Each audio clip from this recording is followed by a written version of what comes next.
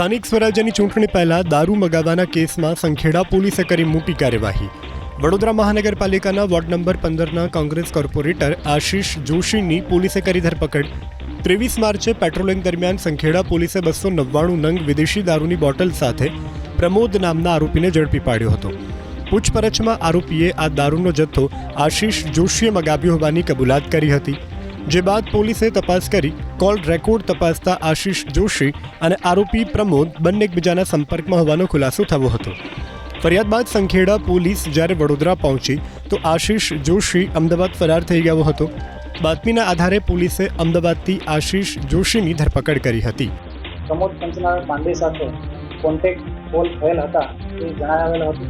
તે આધારે ગઈકાલ દિવસથી અમારી ટીમ આ આરોપી આશિષભાઈ જોશીને ધરપકડ માટે વડોદરા શહેર ખાતે મોકલવામાં આવેલ હતા અને અમારી ટીમને એવું જાણવા મળેલ કે આરોપી છે પોતે વડોદરાથી અમદાવાદ શહેર તરફ નાસ્તો હોય એમને પકડવા માટે ટીમે તેમનો પીછો કરેલ અને અમદાવાદ ખાતે રાવમોદ પોલીસ સ્ટેશન હદ વિસ્તારમાં તેમને પકડી પાડવામાં આવેલ। કોંગ્રેસ કોર્પોરેટર આશિષ જોશીની ધરપકડથી રાજનીતિ પણ ગરમાઈ છે। વાઘોડિયાના પૂર્વ ધારાસભ્ય મધુ શ્રીવાસ્તવ, વડોદરા શહેર કોંગ્રેસ પ્રમુખ સહિતના કોંગ્રેસના આગેવાનો વકીલ સાથે સંખેડા પહોંચ્યા। કોંગ્રેસે આરોપ લગાવ્યો કે ભાજપ સત્તાનો દુરુપયોગ કરી આશિષ જોશીને હરાવવાનો ખૂબ જ પ્રયાસ કર્યો। કોંગ્રેસે એવો પણ આરોપ લગાવ્યો કે દારૂ મંગાવનારનું નામ આશિષ જોશી તો છે, પરંતુ બુટલેગર દારૂ ક્યાંથી લાવ્યો, કોની પાસેથી દારૂ લાવ્યો તે અંગે એફઆઈઆરમાં કોઈ જ ઉલ્લેખ નથી।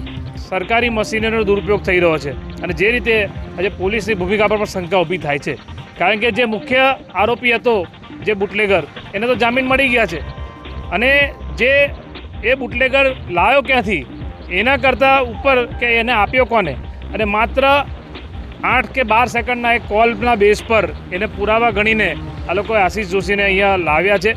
ત્યારે ચોક્કસ મારું એવું માનવું છે કે રાજકીય દ્વેષભાવ રાખીને આ કેસ કરવામાં આવ્યો છે।